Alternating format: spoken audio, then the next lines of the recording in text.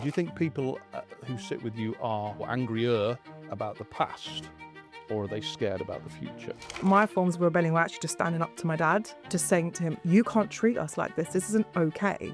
Should we focus on protecting the victim, or should we be focusing on prevention?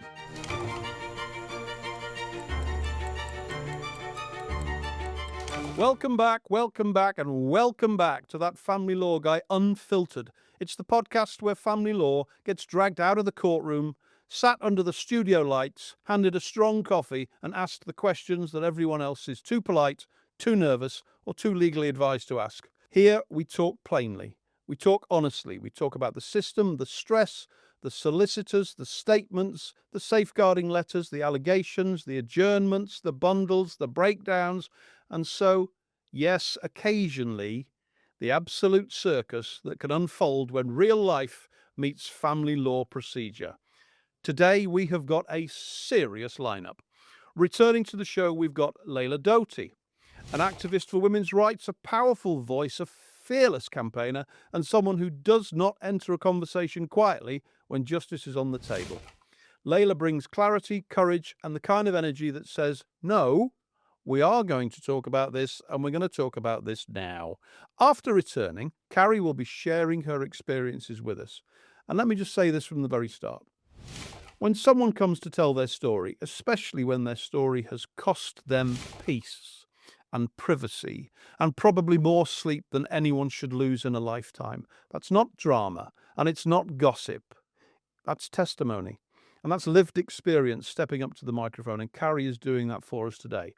Also joining us today, and first on, is Louise Cadman, who is professional family mediator.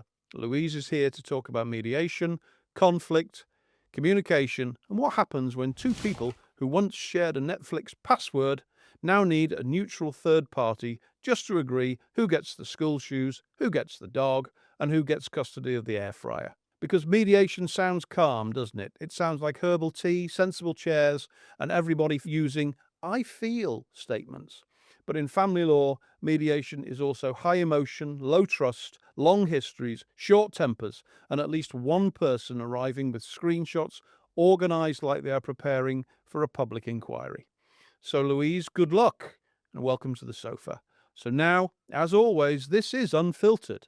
That doesn't mean careless, it doesn't mean cruel, it doesn't mean reckless, it means honest, it means direct.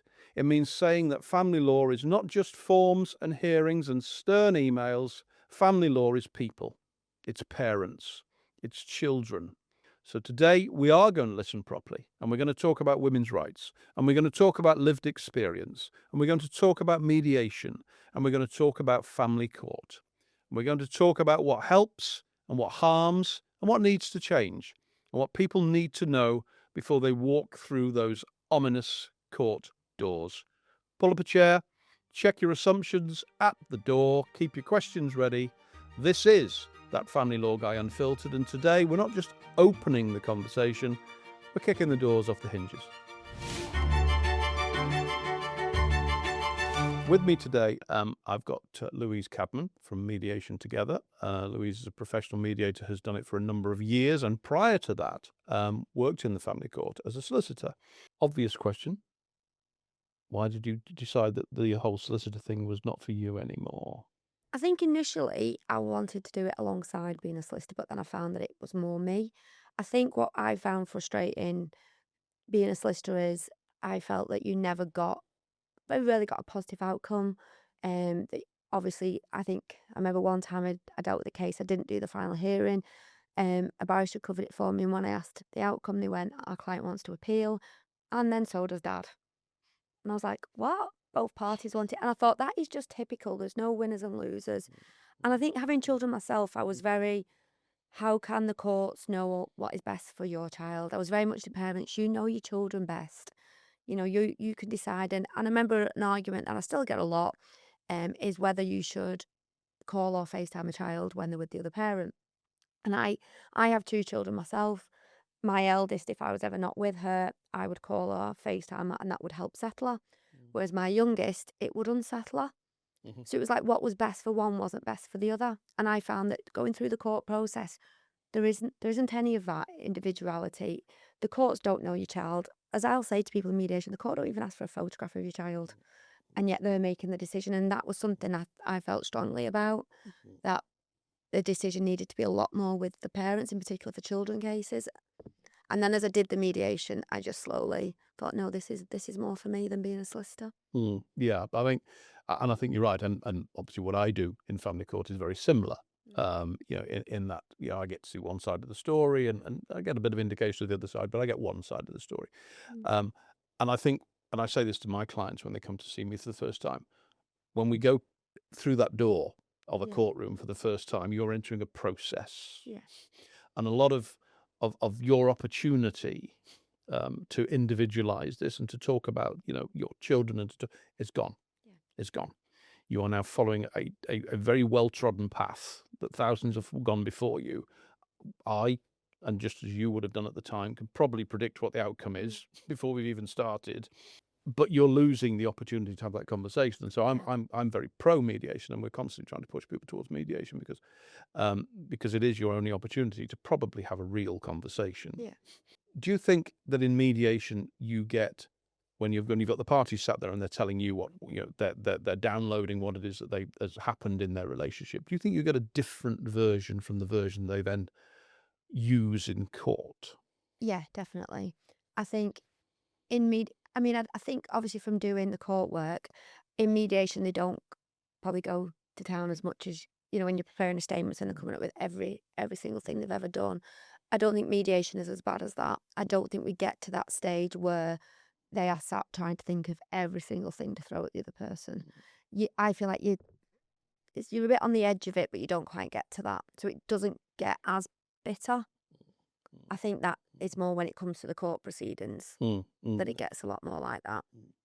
I think people, not quite literally, but I think people don armour as they head towards the courtroom, and then, as you say, everything gets blown. Everything gets blown up to the tiniest little incident suddenly becomes huge, absolutely huge. And one of the conversations that that I have often is, what is a really bad argument and what is a domestic abuse situation? And in mediation, it's a bad argument. By the time you've got to court, it's suddenly become a domestic abuse incident because they need it. They need the point scoring in family court, and that's where the disappointment is, because I think mediation still presents that opportunity for two people to actually be quite honest. Yeah. And I think honesty is parked in court. It is, yeah. It does definitely become battles drawn, isn't it? And that's what I used to find as a solicitor. It's every little thing that you can think of, and things that probably don't really matter suddenly become a big deal. Yeah. Whereas in mediation, I don't feel, because I'm very much, obviously the past is relevant where there's safeguarding concerns and things like that, but I'm very much, we move forward. We look at moving forward, not backwards, for mediation. So, picking up on that point, in terms of mediation, do you think people who sit with you are angry or angrier about the past, or are they scared about the future? I think both. I think the initial reaction is anger over the past. But I think a lot of people, underneath that anger, because they always say obviously anger hides other emotions, is the fear of the future and the unknown. And I think a lot of people, when they come to mediation, what they thought was going to be their future has been taken away. And especially if that has been out of their control and not through their choice, I think they're angry about it, but they're also scared as to what that future then looks like. And the person they would have relied on to get some inputs to that is the person who sat on the other side of the room, currently ripping them apart. Yeah, and it's not what they expected. But yeah, I think it starts off as anger, but I think deep down it's fear. It's Does mediation present the opportunity to provide any insight into what the future might look like? I mean, do you take that objective and say, look, I need to share with you what this might look like beyond the hatred? Yeah, because obviously we talk about whether it's children, it's the parenting arrangements, and then obviously where it's finances, it's sometimes where they're going to live. I think with the children, the biggest thing that people have is nobody has children with the thought that they're going to become part-time parents down the line. And that is the biggest thing for people to challenge, for people to overcome, not being sexist, but in particular mums. Mums will always say, didn't have children to be a part-time mum, but dads also, they want to be around. Dads are a lot more involved and want to be a lot more shared care these days, and people struggle with losing the time with the children. Mm. And it's getting their heads around that and accepting that that is going to be the way forward. Same with financial matters. I always say to people, the problem is you're worth more together than you are apart. But that's just a fact of life. You are going to suffer financially, and the same with the children. You are going to lose some of the time you have with the children when you separate. And I think that is the big thing that people struggle with, letting go of what the future did look like and to what it's now going to look like. Yes, and trying to realign with that. Yeah. Mm. Do you get parents arriving with preconception about what family court is going to look like? I know we're going to have this chat. It's not going to lead anywhere, and then I'm going to go into family court. And as a dad, I'm going to get torn apart, or as a mum, I'm going to get torn apart. Do they arrive with that preconception? Yeah, I think a lot of people do still come to mediation as a tick box. Mm. And it's, you either agree to what I say or go to court. I think there is still a lot of preconceived. I think mum's very much a take me to court. And I think the difference these days is a lot more dads are shared care and things are a lot more equal. And I think we're still struggling in society for that to become the norm. And for mums in particular to accept that that's more normal.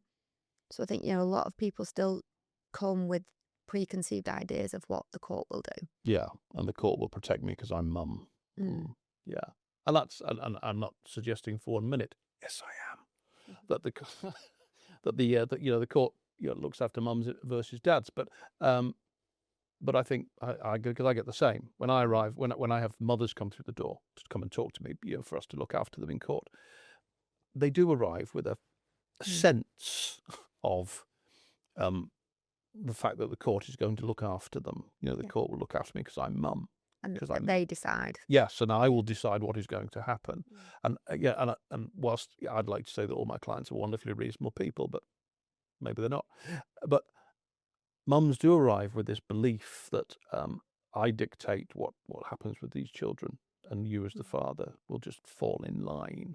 And mediation is the opportunity possibly to talk them out of that belief. Try. Yes, because if they bypass mediation, going back to our earlier point, if they bypass mediation about because they use domestic abuse as there's a domestic abuse, consequently I don't need to talk to him. Yeah. We just need to go into court. I think they're still carrying that misconception that I'm now going to go to court. Court's going to look after me. He's going to get what's coming to him. I've heard that too many times in 20 years, and they're going to walk out of court with the children. Do you think mums or dads, and I'm not looking to one side this, do you think mums or dads actually regard their children as trophies? Do you get that in mediation? I definitely would say weapons. I would definitely say parents weaponise the children, and they use children as punishment. I would say. To punish the other parent. Yes, Yeah, definitely. yeah. I'm by controlling the children, I will control the asset. Yes. Yeah. And you won't see the children. And you will won't get see to less, see- or vice versa. Sometimes I will take the children away from you more. I think that works both ways with the children. I think mums and dads both do that in different ways. Yes, I would agree with that. In your view, very, very quick answer. In your view, who arrives in mediation with the most hope? That's Dad. Yeah. Yeah. Or if it's finances, the wife. And is that just a symptom of, because the wife is often the more vulnerable in a financial situation? And I think the wife often, feels that they're going to get looked after, whereas the husbands always end up feeling that it's unfair on them. With finances, I feel it's the wives that come with the hope, and with children, I feel it's the dads that come with the hope. Yeah, because dad's convinced that he's going to get sidelined. Thanks for coming in. Now, last time we were together, we were talking about what you were talking about, your work in the survivors circle, and you mentioned, and I know you're comfortable. That's perhaps not the right word, but you're comfortable to have a conversation around your father. Yeah. Because you made a statement that your father, and you and I have had this conversation before, you've made a statement that your father was the first perpetrator in your life. Tell me about that. Well, as I said before, the biggest irony was coming here to the West for freedom and for safety and for refuge didn't actually keep my mother safe. didn't keep me and my siblings safe. We were still in immense amount of risk within our own home. And for me, growing up in my home and in my community, domestic abuse was like, I didn't even know it had a word. I just thought it was just normal. I thought all dads were like that. I thought all dads and husbands were violent and abusive and controlling. And my dad was overtly so. There was nothing covert about his control whatsoever. He didn't need to be violent often, but that doesn't mean that he wasn't dangerous. The fact that he didn't need to be violent often, actually, now that I know I'm well versed and educated and practice in the sector, I now realise how dangerous as a perpetrator he actually was, because he had that much control over everybody in the home that he didn't need to exert violence often. And it wasn't actually until the age of, I think, around 13, 14. I wasn't often allowed out of my house other than school, by the way, just to be clear. But by some fluke, I was allowed to spend the night at a friend's house for her birthday.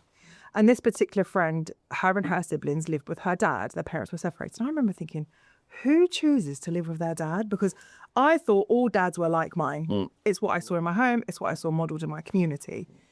And I just couldn't understand. I couldn't wrap my head around it. Anyway, I go to this birthday sleepover and I was floored. I was seeing this father with his children, the children moving freely in the home, happy, laughing. He was attentive. He was doing most of the chores in the house. He was making us snacks, cooking dinner. You know, the dialogue that he was having with his children was just, I'd never witnessed it before in my life. And it hit me. I was like, oh, you mean to say that actually dads aren't like mine? And this is where I have that issue going back to the other episode about the term activism, because this is where I really started to rebel, but I didn't know that I was rebelling, because my forms of rebelling after that, you know, witnessing what a dad should actually be like, my forms of rebelling weren't, you know, sneaking out the house and drinking in the park with my friends and, you know, all of that. My forms of rebelling were actually just standing up to my dad and just saying to him, you can't treat us like this. This isn't okay. And that's why that term, you know, activism strikes a chord, because I've been doing this my whole life. And actually what I was doing was standing up for my basic human rights and for the rights of my mother and for the rights of my siblings. And so it was a really difficult childhood to have, without going into any details. No, indeed. No, we wouldn't look for that. So it was that birthday party provided an epiphany that said, hang on a minute, this isn't what dads could be. Yeah. Well, mine is. Yes. But it's not what dads could be. Yeah. Okay. And at 13 years old, that's quite a revelation. Yeah. Yeah, that's quite a revelation. And you say, obviously, you stood up to your dad. Yeah. Or your father, you stood up to him for a period of time. And again, we're not going to dwell on any great detail. Was that physical confrontation, or was that verbal confrontation, or? It was both. It was both. I quickly realised that any time I did stand up to him would lead into a form of violence, whether it was emotional violence or psychological violence or physical violence. And so in some way, after a period of time, I just stopped, because I thought this actually makes it worse for everybody else in the home. And it was, you know, it was traumatic. There's no other way to put it, because I had only just started to realise that actually what was happening in my home wasn't okay. Still didn't have the language for it. I didn't know it was domestic abuse. Yeah. You know, we didn't even call it domestic abuse until recently. We used to call it domestic violence, because we thought it was just the violence that made it abusive. But essentially the level of control, coercive control, that my dad had over, you know, my mum and the family was so immense. As I said, he didn't need to exert violence often, because we were all terrified of him. You know, and there was no winning in my house either. There was nothing you could, even if you did what you thought was expected and wanted of you, there was always an issue, because you were actually doing what you were expected to do. So then that made him angry, because he had nothing to tell you off for. So there was just absolutely no winning in that house whatsoever. And I think, and that's domestic abuse, isn't it? Once you've created that regime of fear, the incidents of abuse actually lessen. Absolutely. Because you don't need to anymore. You don't need to impose your will anymore, because fear alone is your will. And that's just that, isn't it? The victims of domestic abuse don't have free will. It's simple as that. So when we are having these conversations and telling victims to leave, it's not quite as simple as that. If victims don't have that choice. It's not as simple as just getting up and being like, I'm gone now, bye. That's not how it works. It's so much more complicated than that. A lot of victims don't even think that they can leave. They don't even know that they should. They don't even realise how much danger and risk that they're under. I didn't realise how much danger and risk I was under until coming towards the end of my relationship with my ex-partner. And once I really woke up to what was happening to me, I was like, oh my God, one day this man, like the levels of danger, like he could kill me. When it hit me, the severity of the risk that I was under as a victim, only then was I able to wake up.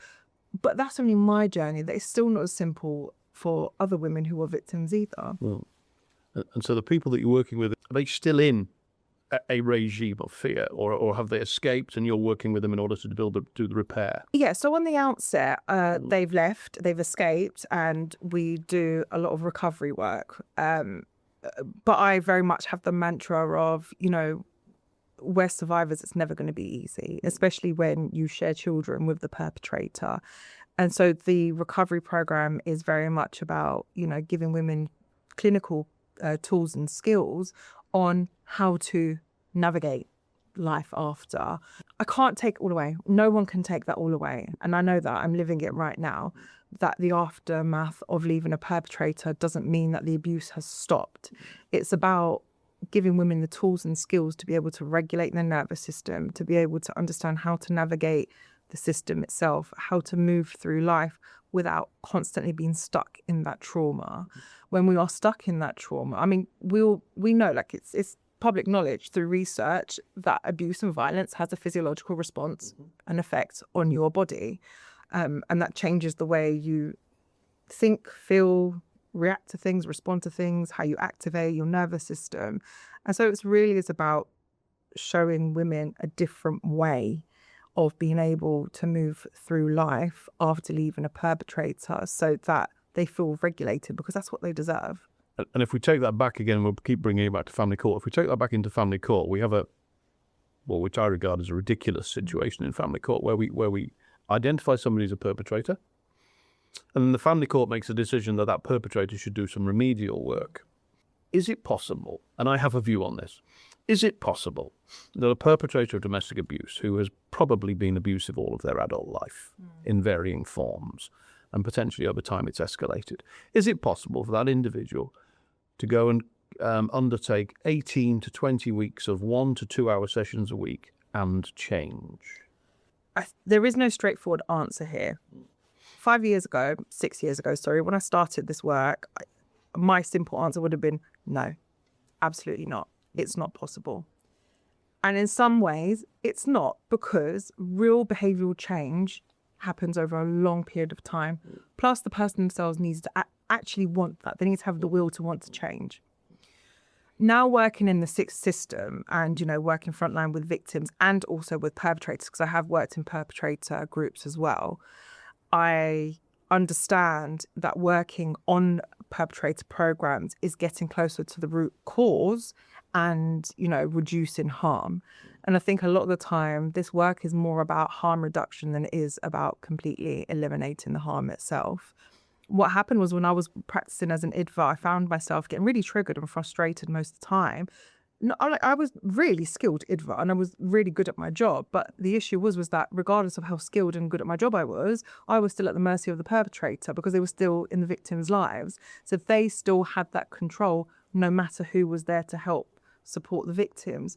And so when I moved into perpetrator work, I realised I was like, I'm actually better skilled here because this is getting so much closer to the root cause.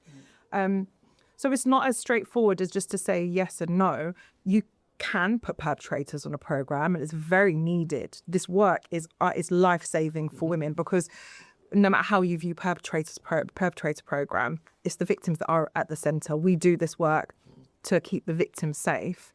And so the work is needed in terms of showing perpetrators this is behaviour and it's chosen. You choose to do this as a different way of, moving through the world and behaving. You don't have to choose violence and abuse, and that is needed. However, it's not going to work if the perpetrators don't want to change. And if we think about perpetrators who are on programs, a lot of them are doing it not because they want to, but because they've been told by the family courts, they've been told by social services, they're maybe coming out of prison and they have to have access to their kids again. How many of perpetrators on perpetrators programs are doing that willingly off their own back just because they want to change? But the work is still needed. It's still desperately needed to keep women and children safe. I've been talking to Lejla Dauti today, and I hope you're going to come back again because I think we need to continue this conversation. And next time I'm going to put you on the spot because I'm going to talk about women who are perpetrators of domestic abuse against men. Thanks for coming in. We'll see you next time. Thanks, sir. Joining me on the sofa today, I have got Lejla, who's back with us, and I've got Louise, who's back with us, and I've got Carrie, who's back with us. And we've enjoyed conversations with all three of them in previous episodes. But today I've brought them all back together, and we're going to answer a question. I'm going to pose a question for them to give me their view on. And the question I wanted to ask was, when it comes to domestic abuse, should we focus on punishing the perpetrator? Should we focus on protecting the victim? Or should we be focusing on prevention of domestic abuse through cultural change? So I think we should focus on, obviously, punishment deals with what's already happened. That's looking at the past, protection for the today and the here and now, and then look at the rehabilitation for the future and more education for the future. What does education of the future look like for you? I think it's educating people on more awareness. I mean, I've dealt with people who have done the domestic abuse perpetrators course and been surprised that they actually do tick some of those boxes. People who were convinced that they wasn't abusive, that their behaviour didn't constitute domestic abuse. And when they've done the courses, they're like, oh, actually, yeah, I do that. Oh, actually, I do that. So sometimes it needs that education to open people's eyes as to what is and isn't acceptable and okay. Have you got a view, Carrie?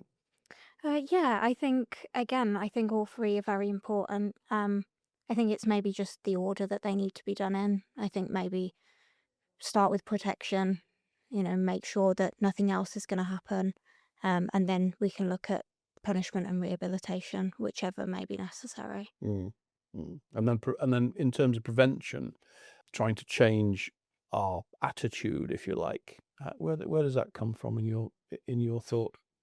I think that's a really big question. It's difficult. It's because there's a whole lot of systems that need to be broken down and looked at as a wider thing before we can look at any sort of prevention, because I feel like at the moment we're just sort of stuck in a cycle of abuse where it just keeps being repeated and repeated, and until we sort of look at the bigger picture and how to prevent things on a bigger scale, it's harder to look at those smaller things. Yeah, you both said it so perfectly, and it has to be an ecosystem of harm reduction. You can't have one without the other in that triad.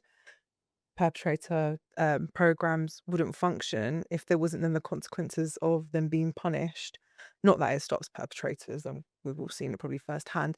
But then you also need to put the victims always at the center of it. So it has to be an ecosystem. So where, in terms of prevention, where does that start? Does that start with children? The education in schools. There's nothing done about it in schools. So maybe start with the schools. Do we think, and maybe this is just me being old, and jump in at any point and say no, you're not. But me being old, because I think society has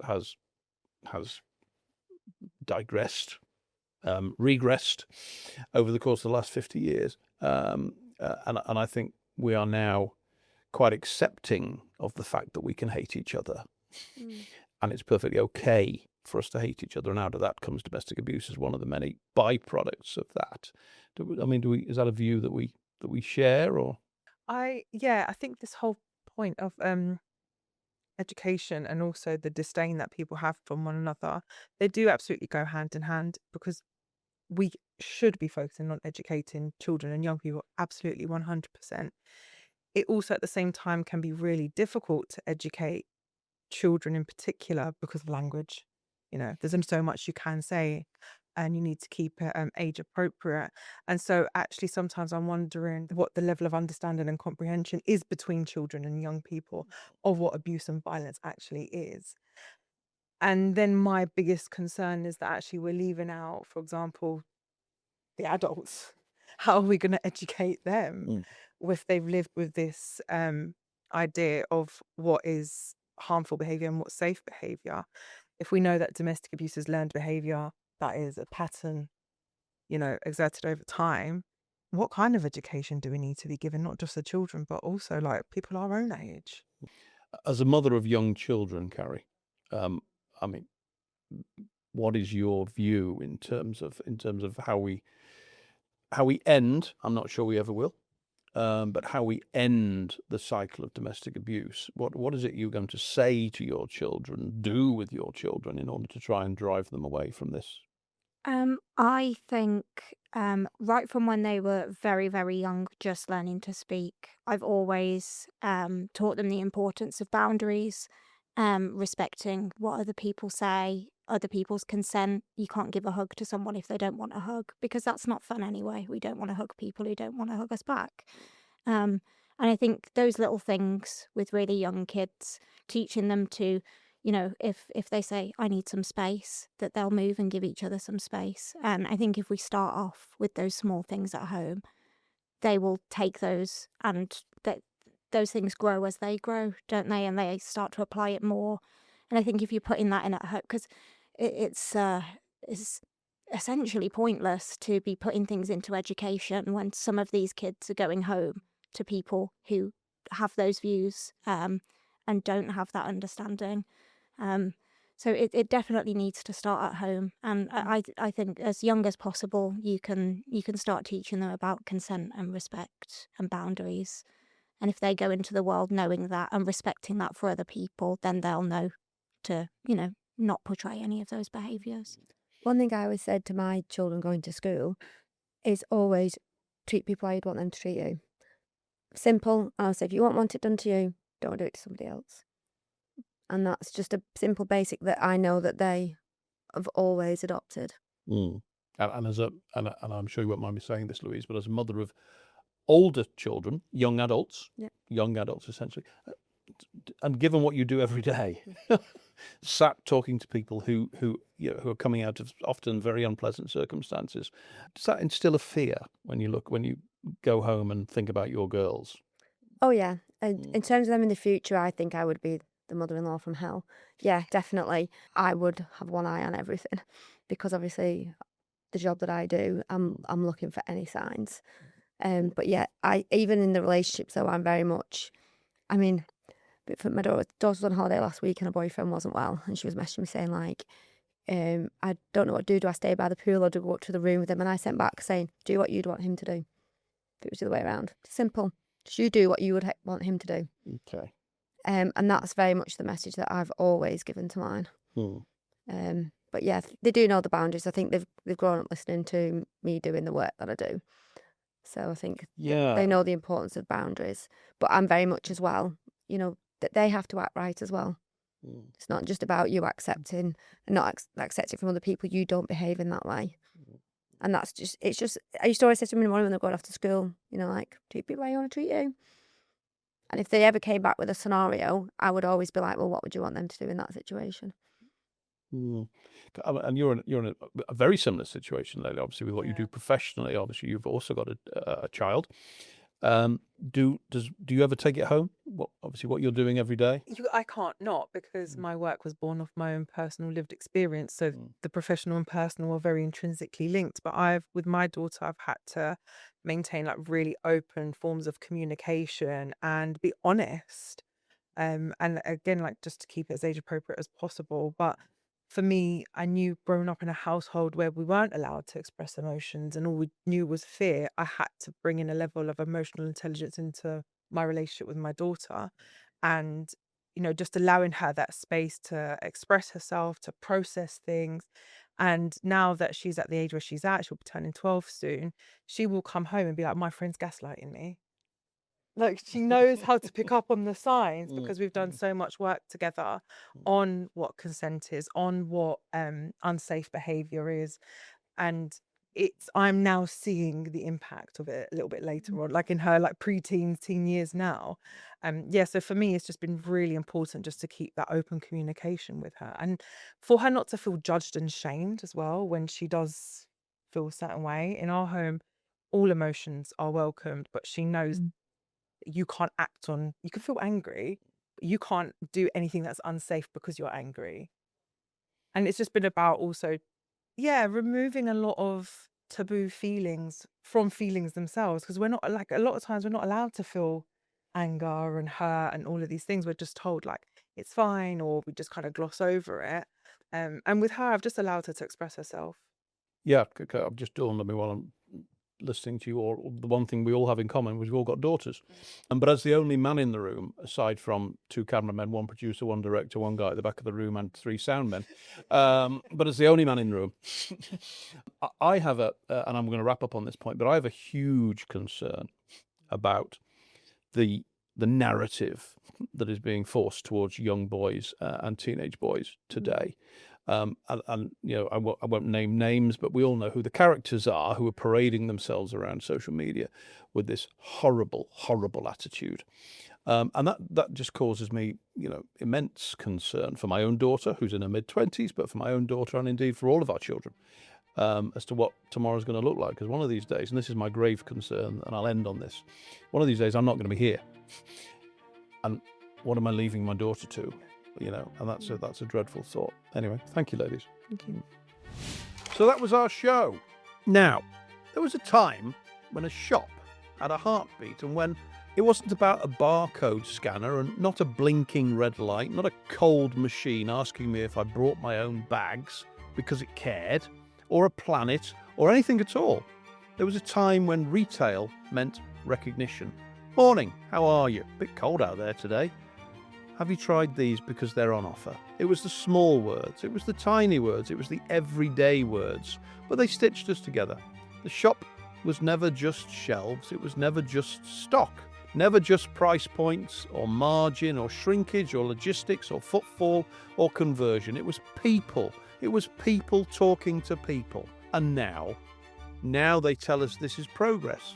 They reel in the self-serve checkout like a monument to efficiency, a shrine to silence, a polished plastic confession box that somewhere in a boardroom someone looked at a human being and decided to call them a cost. They tell us it's quicker, but quicker for who? Quicker for the retailer, who no longer has to pay someone to stand there smiling. Quicker for the customer, who's now doing all the work. While the queue grows restless and the machine accuses them of theft or error or confusion or existence or an unexpected item in the bagging area. No, the unexpected item is loneliness, because the unexpected item is the pensioner who came in not because they needed milk that badly. They came in because the person on the till might be the only voice they hear all day. The unexpected item is the parent with a tired child, a disabled customer needing patience, a new employee who never gets trained because the machine has taken their place at where confidence used to begin. The unexpected item is a retailer forgetting what retail is, because the high street did not die only because of rent, did not die because of Amazon or online retailers or parking charges or business rates or bad weather. It dies every time a shop removes the welcome and calls it innovation. It dies every time a customer is treated not as a guest, not as a neighbour, not as a person, but as an unpaid operator of a machine that they never asked to operate. And the great irony is this: in a world where everything is online, where everything can be clicked and delivered and automated and predicted, the one thing the physical shop had was a physical presence, was a face, a voice, a moment, a human exchange. That was the advantage. That was the pillar. That was the point. People talking to people. But it would appear that the retailers are tone deaf. They hear the beep of the scanner and they mistook that for applause. They saw queues at machines and they mistook that for consent. They watched staff disappear and they called the emptiness modern. So now we stand under fluorescent lights, performing a transaction where a conversation used to be. We scan, we tap, we pack, we leave. And nobody says goodbye. That's not progress. That is the quiet funeral of shop-based retail. And somewhere beneath the bleep, beneath the error message, beneath the corporate language of choice and convenience, the old shopkeeper's voice is still trying to come through. Morning, how are you today? And we should answer before it disappears. This has been That Family Law Guy Unfiltered, brought to you by Pompous Magpie Productions and Prism Studios. It's satisfying to hate, but it is so gratifying to love. Until next time, be blessed.